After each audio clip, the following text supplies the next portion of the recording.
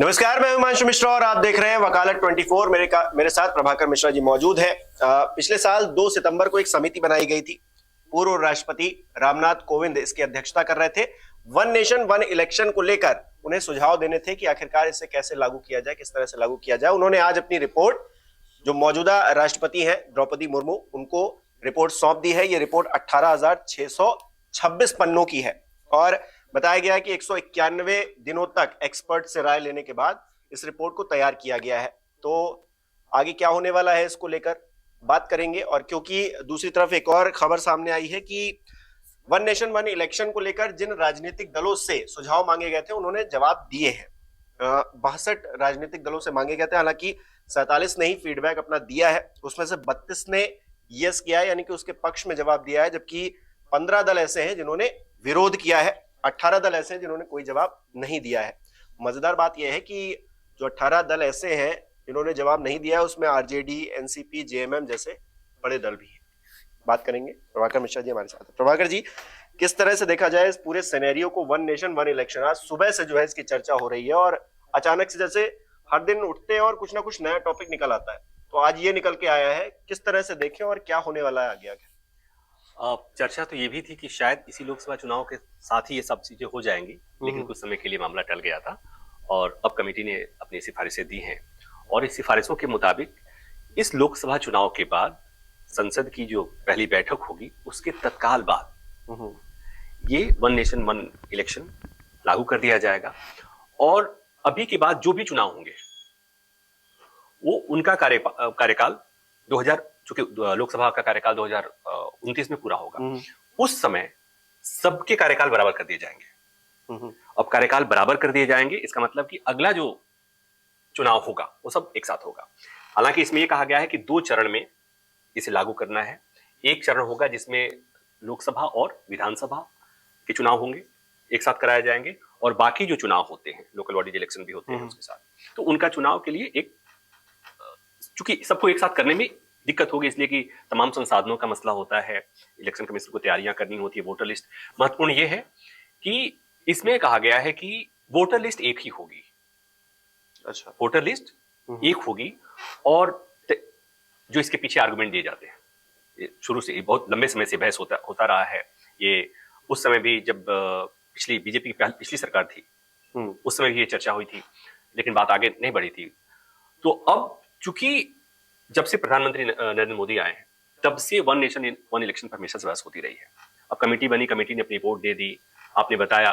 तो जो जितने सरकार के साथ और सरकार के समान विचारधारा वाली पार्टियां हैं, मतलब जिसको अलायंस, एनडीए और इंडिया अलायंस की जो से बात करते हैं, वो सब लोगों ने, करीब करीब सब लोगों ने पक्ष में वो किया है। जितने अपोजिशन की पार्टियां हैं, जैसे इंडिया अलायंस, इंडिया गठबंधन जैसे कहा जाता है, उसमें से कुछ लोगों ने राय दी है, नकारात्मक राय दी है, और कुछ लोगों ने राय नहीं दी। आपने जैसा कि बताया, आम आदमी पार्टी ने कहा हम नहीं, उनके विपक्ष में है, मतलब वो उसके पक्ष में नहीं है, कांग्रेस इसके पक्ष में नहीं है। और ये नहीं है, उसकी वजह क्या है, ये बड़ी इंटरेस्टिंग है। देश हमेशा से दो हिस्से में बढ़ जाता है किसी मसले पर, वो चाहे किसान का मसला हो या एनआरसी का मसला हो या सीए का मसला हो, कोई भी मसला। आज के समय में क्लियर कट डिवाइड बना हुआ है कि आप पहले से मान लेते हैं कि ये जो मसला है ये लोग सामने होंगे, साथ होंगे, ये मसला है सो इधर लोग होंगे, चाहे वो ओल्ड पेंशन स्कीम हो या जातिगत जनगणना का मसला हो, उसी तरह से एक मसला ये भी है, चाहे यूसीसी का मसला हो। तो अब एक तरह से मान लीजिए आप कि ये लागू होने वाला है, लागू होगा। अब इसमें इफ एंड बट नहीं रहा, ये मैं मान के चल रहा हूं। और इसमें जो दिक्कतें हैं, जो कहा गया कि दिक्कतें ये होंगी कि संविधान में मोटा मोटी, चूंकि संविधान की जो व्यवस्था है, अभी तक की मौजूदा व्यवस्था है, वो वन नेशन वन इलेक्शन के फेवर में नहीं है। इसलिए कि वहां पर विधानसभाओं का कार्यकाल पहले से निर्धारित है, लोकसभा कार्यकाल अलग से निर्धारित है, उनके टेन्योर बढ़ाने घटाने की प्रक्रिया तय है, उनका जो टेन्योर है वो पहले से तय है, उसको आप कैसे घटाएंगे बढ़ाएंगे। तो उसके लिए जो तमाम आर्टिकल है, मोटा मोटी 5 आर्टिकल है, 83, 85, 172, 174 और 356। तो इनमें आपको बदलाव करने होंगे, तो बदलाव करने होंगे, इसी के लिए कमेटी बनी थी। हालांकि जब ये कमेटी का अनाउंसमेंट हुआ था, तो इसके संबंध में जो काम करने वाले हैं, जो महत्वपूर्ण काम, तकनीकी बाकी जो सदस्य हैं इसमें, वो ऐसे ही हैं। मैं अगर कहूं कि ऐसे ही हैं, लेकिन इसमें जो सबसे ज्ञानी और इंडिपेंडेंट आदमी इसको मैं मानता हूं कि सुभाष कश्यप साहब, तो जिन्हें संविधान विशेषज्ञ के तौर पर देश मान चुका है, तो उनसे मैं मिला था। तो उन्होंने ऑफिशियली तो नहीं बताया था, लेकिन उन्होंने ऑफिशियली बताया था कि 30 साल के करीब हो गए और मैं इस पर लगातार काम कर रहा हूं। तो मुझसे तो कोई पूछेगा तो मैं तो कहूंगा हाँ, तो मुझे मीटिंग में आप कमेटी बनाओ नहीं बनाओ इससे मेरा कोई लेना देना नहीं है। हालांकि मुझे कमेटी में रख लिया गया है, लेकिन मेरे तरफ से हाँ है। क्या क्या किया जा सकता है, इसके लिए क्या क्या करना होगा, वो मैंने सब बता दिया है। उन्होंने कहा कि मैंने जो बताया हुआ है पब्लिक फोरम पर भी है, तो इसलिए उन्होंने अपनी मतलब ऑफिशियली नहीं लेकिन अनऑफिशियली अपनी राय जाहिर कर दी थी जब कमेटी का गठन हुआ था। जैसे इसमें पता है कि अमित साहब थे, अमित शाह जी उसके खिलाफ थोड़ी ना बोलने जा रहे हैं। हरीश साल्वे को इसमें रखा गया, उन पर भी सवाल उठे कि ये भी तो सरकार के आजकल आदमी हैं, तो ये भी उसके खिलाफ कैसे जाएंगे। इनके सिंह को रखा गया और सुभाष कश्यप। तो सुभाष कश्यप के इंडिपेंडेंट राय को हम मान सकते हैं कि इंडिपेंडेंट राय उनकी, लेकिन वो लगातार से इस बात को कहते रहे। तो उसमें उन्होंने कहा कि ये चीजों को बदलना पड़ेगा और वो सरकार बदल लेगी। तो सरकार वो बदल लेगी, इस सिफारिश में भी बातें कही गई हैं कि सरकार वो बदल लेगी। तैयारियां कैसे करनी है चुनाव आयोग देख लेगा। तो मैं ये मान के चल रहा हूं कि लागू होने वाला है। अब होगा कि इसका विरोध पहले से हो रहा है और अब विरोध होगा। क्यों होगा? इसलिए कि जो इसको अपोज करने वाले लोग हैं, इसकी जो विरोध मुखालफत करने वाले हैं, वो इसलिए वो चूंकि जितने अपोजिशन में है आज के समय में, चूंकि आप जब जानते हो कि ऐसा हमारे देश में ऐसी स्थिति है कि एलओपी के लिए जो जरूरी कंडीशन होती है उसे फुलफिल करने वाली कोई पार्टी नहीं है।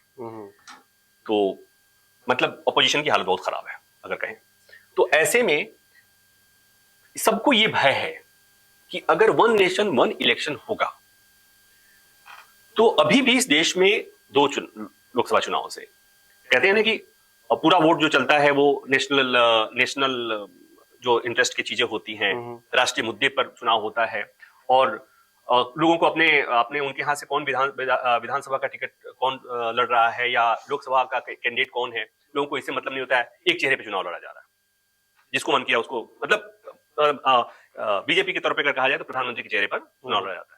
तो अब ये कहा जा रहा है या इसके मुखालफत करने वाले कहते हैं कि भाई साहब जब चुनाव होगा तो जो पार्टी केंद्र में है उसके मुताबिक चुनाव होंगे, उसी के हिसाब से चुनाव होंगे। वो भी तब जब ईवीएम पर सवाल खड़े होते हैं, वो भी मसला आएगा कि ईवीएम हमेशा से, तो ये कि नेशनल प्रत्येक चुनाव का नेचर अलग होता है। हम जब बात करते हैं तो कहते हैं कि लोकसभा चुनाव के मुद्दे अलग होते हैं, विधानसभा के चुनाव के मुद्दे अलग होते हैं और लोकल बॉडी इलेक्शन के मुद्दे अलग होते हैं। लेकिन जब एक साथ चुनाव होंगे, एक साथ प्रचार होगा, एक साथ सब कुछ होगा, तो जो नेशनल मुद्दे होंगे, नेशनल इंटरेस्ट के मुद्दे जो होंगे वो सब पर हावी हो जाएंगे। तो ऐसे में जो ग्राउंड लेवल की जो समस्याएं हैं, ग्राउंड लेवल के जो मुद्दे हैं, वो कहीं ना कहीं छूट जाएंगी। तो लेकिन जनता को तीन जगह बटन दबाने का मौका मिलेगा ना, ऐसा थोड़ी ना है कि एक ही जगह मौका मिलेगा। आप एक बात समझिए कि जनता जो है वो ऐसा नहीं होता है कि उसके पास कोई दिमाग में कोई स्विच है कि एमपी के वोटिंग के लिए अलग ऑन करके रखा, विधानसभा के लिए अलग रखा और लोकल बॉडी के लिए अलग रखा, तो उसका एक ही साथ प्रोसेस। विपक्ष वाले क्या समझ रहे हैं कि जो आम जनता है वो इतनी नादान है कि उसको समझ में नहीं आता है कि लोकसभा और विधानसभा में क्या फर्क है, क्योंकि उनके इंटरेस्ट का मुद्दा है। बिल्कुल। अच्छा, पहले केंद्र में क्या चाहते हैं और राज्य में क्या चाहते हैं ये वो डिसाइड कर सकते हैं। एक बात बताओ, आपको क्या लगता है, अगर मैं आप ही से पूछूं कि आपको क्या लगता है, जब छोटे से शहर का, छोटे से गांव के आदमी को जब पूछा जाता है कि बताओ आपके राज्य में सरकार ने क्या किया, तो वो कहता है कि दुनिया में हमारे देश का डंका बज रहा है। एक बेरोजगार युवा से जब पूछा जाता है कि क्या किया, तो हमारे प्रधानमंत्री जब दुनिया में जाते हैं तो उनके सामने सब लोग नतमस्तक होते हैं। आपको क्या लगता है, इस देश में मैक्सिमम आबादी जो है उसे कल मैं कुछ ऐसी बात हो रहा था, इलेक्ट्रोल बॉन्ड पे बात हो रही थी, मैंने कहा कि इस देश में कितने लोगों को पता है कि इलेक्ट्रोल बॉन्ड क्या होता है, उनको क्या फर्क पड़ता है। तो इस बात को आप मानिए, और इस बात से भी क्या फर्क पड़ता है कि कितने लोगों ने दिया नहीं दिया। वो जानकारी मतलब मैक्सिमम लोगों के लिए कोई काम की नहीं, कोई नहीं। मैं उस पर जब बात कर रहा था तो इस बात को समझिए कि जब एक साथ बड़ा ढोल बजेगा, मैं लोकसभा चुनाव के जो प्रचार होते हैं उसको बड़े ढोल की तरह देखता हूं, उसमें उसका अलग टोन निकलता है, उसकी आवाज अलग होती है, तो उसपे के साथ साथ बाकी मसले जो होते हैं वो कहीं ना कहीं, तो ये उनका ऑपोजिशन का जो कहना है, उनका एप्रीहेंशन, उनका भय भी है कि अगर ऐसा होगा तो उनको छोटी पार्टियों को नुकसान हो जाएगा, रीजनल पार्टियों को नुकसान हो जाएगा। इसलिए आप देखेंगे कि मोस्टली जो रीजनल पार्टियां जो वो उन्होंने उसकी मुखालफत की है, और ऑपोजिशन की पार्टियां जो उनकी कमजोर स्थिति है वो उन्होंने मुखालफत की है। तो ये अब एक बात मान के चलिए कि इसमें देखिए दिक्कतें कहां होंगी। विधानसभा के कार्यकाल कट शॉर्ट करने पड़ेंगे। चुनाव हो गए, पता चला कि त्रिशंकु सरकार हो गई, ये बड़े सवाल पहले उठते रहे कि चुनाव हुए, त्रिशंकु सरकार हो गई, सरकार गिर गई।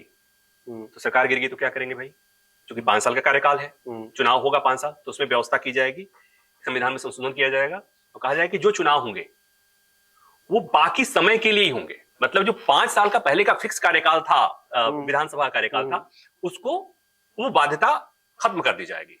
अगर समय 4 साल बचा है तो 4 साल, 3 साल बचा है तो 3 साल में खत्म हो जाएगा। तो इस तरह की व्यवस्था, तो कुल मिला के संवैधानिक बदलाव कर दिए जाएंगे।